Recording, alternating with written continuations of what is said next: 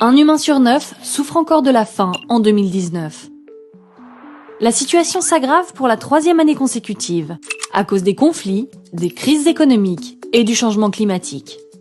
Pourtant, nous produisons en théorie assez de nourriture pour nourrir toute la planète. Comment expliquer ce paradoxe? Et qu'entend-on par faim dans le monde exactement? Les agences des Nations Unies distinguent 2 phénomènes. D'abord, la sous-alimentation, c'est-à-dire le fait de ne pas manger suffisamment de nourriture pour être en bonne santé et mener une vie active. En 2018, elle touchait 820 millions de personnes, soit 10,8% de la population mondiale. Elle retrouve quasiment son niveau d'il y a 10 ans, alors qu'elle avait régressé entre 2005 et 2015. L'ONU mesure aussi la malnutrition, appelée également insécurité alimentaire modérée. Il s'agit de l'impossibilité d'accéder régulièrement à une nourriture saine et équilibrée, ce qui peut entraîner des problèmes de surpoids ou d'obésité. Si l'on considère la faim de façon large, en comptant les personnes souffrant de sous-alimentation et celles sujettes à l'insécurité alimentaire, 2 milliards d'individus sont touchés dans le monde, soit plus d'un quart de la population mondiale. Quels sont les pays les plus concernés? La faim progresse particulièrement en Afrique, mais aussi en Amérique latine et en Asie. La hausse observée ces dernières années touche en majorité les pays émergents, et pas uniquement les moins avancés.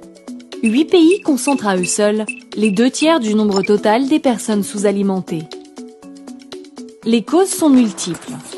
En premier lieu, les conflits armés. En 2017, plus de la moitié des personnes sous-alimentées vivaient dans des pays en guerre. Au Yémen, la faim est même utilisée comme une arme de guerre. L'Arabie Saoudite et les Émirats Arabes Unis y ont bombardé des fermes, des marchés, des bateaux de pêche, des réservoirs d'eau potable pour déstabiliser l'approvisionnement en nourriture. L'autre responsable de la faim dans le monde, le dérèglement climatique. Inondations, sécheresses et tempêtes tropicales sont plus intenses et nombreuses. Elles déstabilisent les productions agricoles. Selon l'ONU, la faim est aussi liée aux crises économiques, aux inégalités et à la pauvreté. Elle préconise donc entre autres de garantir l'accès à la protection sociale pour l'ensemble de la population. En 2 ans, le Brésil a par exemple divisé par près de 5 la prévalence de la sous-alimentation grâce au développement de l'éducation, des soins et en réduisant les inégalités.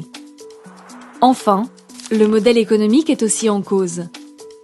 80% des pays où la faim a augmenté sont tournés vers la monoculture ou les exportations, plutôt que vers des cultures de subsistance. Il y a urgence à enrayer la faim, car d'ici 2050, la planète pourrait compter 3 milliards de personnes supplémentaires à nourrir.